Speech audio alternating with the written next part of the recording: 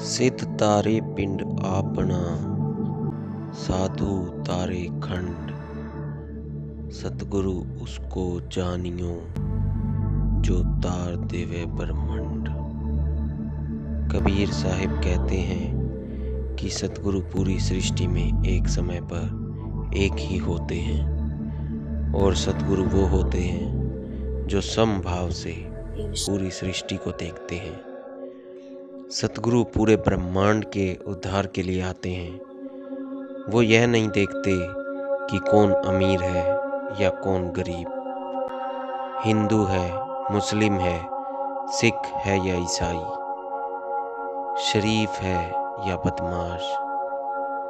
सतगुरु सिर्फ आत्मा के सौदागर होते हैं। सतगुरु सिर्फ आत्मा के उद्धार के लिए आते हैं। पूरी सृष्टि पर सुख की वर्षा करते हैं। सृष्टि के सभी जीवों को बुरी आदतों से दूर करके अच्छा मार्ग प्रशस्त करते हैं और सबको सुखमय जीवन प्रदान करते हैं। इसी का प्रमाण देती ये कुछ तस्वीरें हैं, जिसमें सतगुरु रामपाल जी की शिक्षा से प्रेरित होकर संत रामपाल जी के शिष्य उत्तर प्रदेश के गोंडा जिले की जिला कारागार में बंद कैदियों को 10 फरवरी 2018 को संत रामपाल जी के ज्ञान से, सत्संग से अवगत कराते दिख रहे हैं। संत रामपाल जी के सत्संग को प्रोजेक्टर के माध्यम से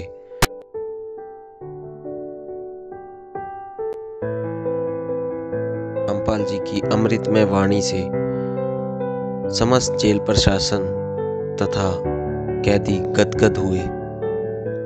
सभी ने उत्साह के साथ संत रामपाल जी के सत्संग को सुना और कुछ अपने जहन में उठे प्रश्नों के जवाब भी संत रामपाल जी के शिष्यों से प्राप्त किए।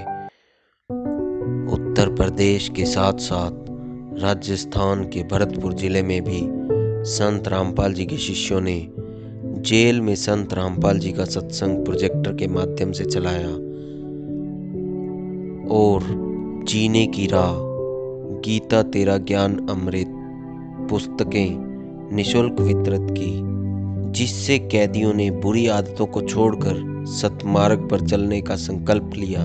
तो इन सब तस्वीरों से ये साफ हो रहा है कि संत रामपाल जी पूरे विश्व को सुखमय जीवन देने के लिए, सभी बुरी आदतों को छोड़ने के लिए प्रेरित कर रहे हैं, और संत रामपाल जी ही पूर्ण सतगुरु हैं। इस सत्संग को सुनने के बाद सभी कैदियों तथा समस्त जेल प्रशासन का यही कहना था कि ऐसा संत जिसके विचार ऐसे हैं वो जेल में कैसे हो सकता है, उस पर देशद्रोह का केस कैसे लगाया जा सकता है।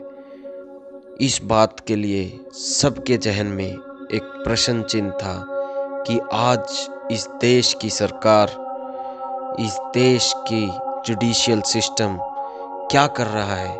उस संत को, जिस संत ने इस देश को सोने की चिड़िया के मार्ग पर प्रशस्त किया है, इस देश को नशा मुक्ति भारत बनाने का बीड़ा उठाया है, इस देश को दहेज मुक्त भारत बनाने का बीड़ा उठाया है, उस संत के ऊपर देशद्रोह जैसा मुकदमा कैसे लगाया जा सकता है।